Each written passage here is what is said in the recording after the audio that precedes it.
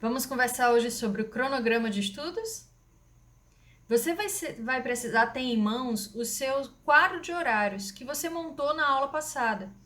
Se você ainda não conseguiu concluir seu quadro de horários, assiste a aula anterior quantas vezes for necessário, para que você tenha em mãos essa ferramenta que vai ser fundamental para o nosso quebra-cabeça, que é o cronograma de estudo. Eu digo quebra-cabeças não no sentido de dificuldade, mas no sentido de você ajustar as peças para que você tenha uma boa organização. Tudo bem? Então, pega o quadro de horários, pega papel e caneta, pega os horários, os dias, as datas das disciplinas que você vai precisar cumprir, das provas que você vai precisar realizar, de todas as atividades que você precisa para organizar seu cronograma. Se você está na graduação, na pós-graduação ou estudando para alguma avaliação, esse é o momento que você vai precisar parar, sentar e posicionar todas essas datas. Então, em algum momento aqui na tela vai aparecer as informações de palavras-chave. Eu separei 3 tópicos principais aqui que nós vamos discutir. Tudo bem? E eu vou começar. O primeiro deles é datas principais. O que você vai precisar? E quando eu digo isso, datas principais, eu quero dizer aquelas datas que você não pode deixar de executar aquela tarefa. São as datas de que, se você perder, você não conseguir cumprir com esse prazo, você vai se prejudicar de alguma forma. Então, estas são as datas principais. Estas são aquelas datas inadiáveis. Você pode até marcar com uma caneta vermelha bem destacada. Quanto mais organizado o seu cronograma for, melhor para você cumprir essas datas. A partir do momento que você consegue selecionar as datas principais, você vai inserir elas no seu cronograma. E aí você vai colocando. Exemplo, data de entrega de TCC, data, você pode até colocar assim, data limite, data final, única data para entrega do trabalho. Vou dar um exemplo. Normalmente quem faz estágio tem uma data para entregar o relatório de estágio e aquela data ela não pode ultrapassar, porque como é realizado com vários estagiários, quando um relatório atrasa, isso acaba impactando na demanda dos outros alunos. Então, é uma data que realmente não pode adiar. Entendeu o que são datas principais? Coloca aí no seu cronograma. Eu vou deixar para você tanto o quadro de horários como o cronograma de presente para que você possa já não perder tempo fazendo esse layout. Eu já vou deixar para você o cronograma e o quadro de horários, tá bom? Então vai lá nas atividades, baixa, imprime ele e escreve. Se você não quiser imprimir, você pode olhar pelo seu celular para ter como base na hora de você montar, certo? Nesse primeiro momento, a gente não vai utilizar o celular como ferramenta para construção, porque você precisa primeiro organizar tudo isso para depois inserir essas informações. Por isso que eu pedi para que você pegue papel e caneta. Tudo bem? Colocou as datas principais? Agora nós vamos para aquilo que eu considero como datas flexíveis, datas móveis ou datas intermediárias. Essas datas móveis, flexíveis ou intermediárias é você quem vai escolher. Lembra que eu dei o exemplo do estagiário, que tem a data limite para a entrega do relatório? Vamos supor que seja dia 26 de cada mês, no final do mês. Então, essa é a data principal. Então, a data flexível é uma semana antes. Ou seja, ele vai ter uma semana, caso aconteça algum imprevisto. E, gente, sempre acontece algum imprevisto.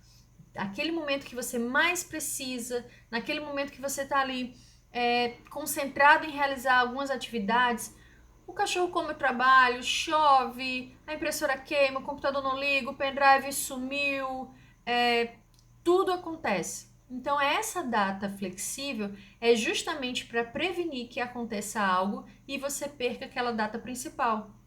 Isso tem um peso muito grande, gente. Por quê? Porque vai diminuir o seu estresse, vai diminuir o seu quadro de ansiedade, vai lhe dar uma saúde mental para lidar com todos os prazos, para cumprir com todos os seus compromissos. Isso vai ser fundamental para você, Por isso, não negligencie essa atividade, certo? Então, uma semana antes da data principal é o que eu recomendo. Mas, dependendo do que você vai entregar, você pode ajustar, colocar 1 dia, 2 dias antes, tá? E isso vai depender de você. Eu, particularmente, manteria a semana anterior, certo? Você colocou as datas principais, com base nas datas principais, você colocou as datas secundárias, as datas flexíveis. Qual é o último passo? Decidir o que você vai estudar. Então, você já tem os seus horários montados, como nós vimos na aula anterior, e as datas que você precisa cumprir. Se você tiver em mãos o seu quadro de disciplinas, você agora vai saber o que você vai estudar e quando você vai estudar. Então, vamos supor que na segunda-feira você tem a aula de anatomia e você estude pela manhã. Qual é a minha recomendação?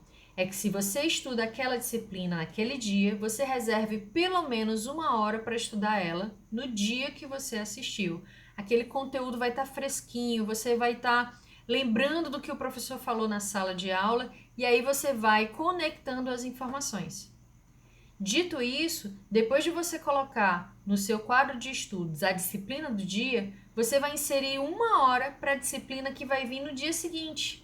Você já vai estar com seus horários disponíveis, então você pode prever o conteúdo, especialmente quando é uma disciplina que o professor tem um livro base, um livro texto.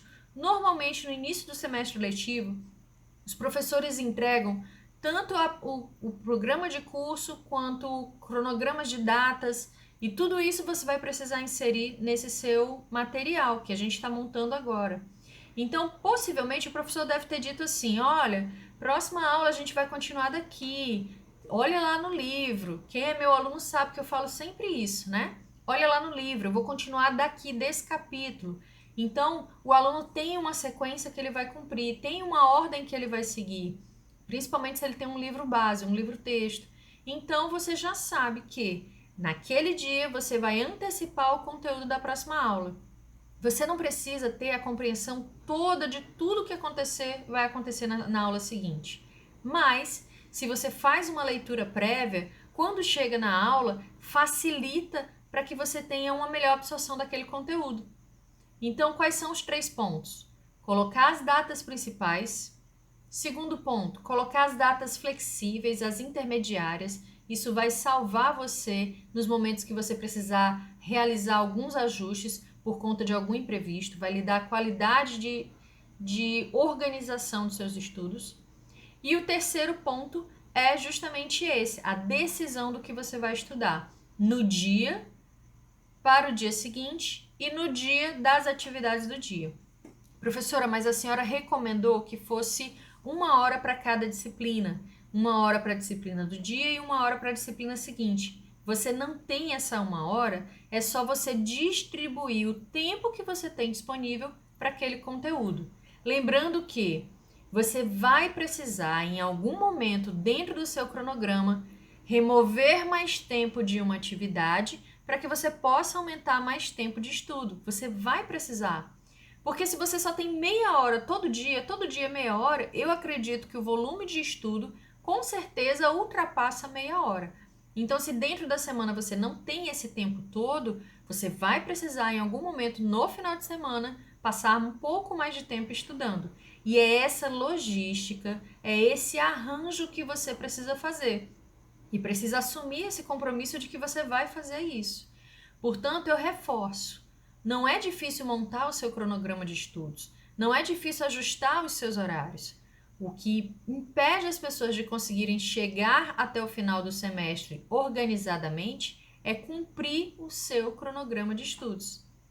Eu acredito que você vai conseguir cumprir esse cronograma, hein? Eu conto com isso. Até a próxima aula. Tchau, tchau.